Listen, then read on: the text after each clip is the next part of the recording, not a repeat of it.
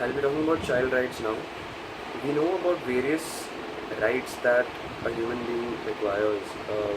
We have been talking about women's rights.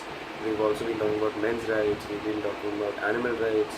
There are all sorts of rights. But the voice that child rights require has not been is not vocal enough because children are not aware of their rights clearly as of now.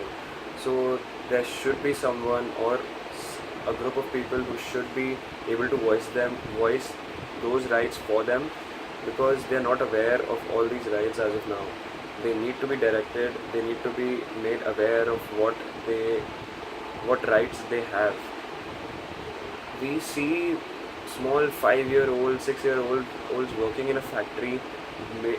Being made do done rigorous works, especially in the fireworks industry, because they have those delicate hands that are required for the firework industry, and they are kept in conditions that we can't even imagine.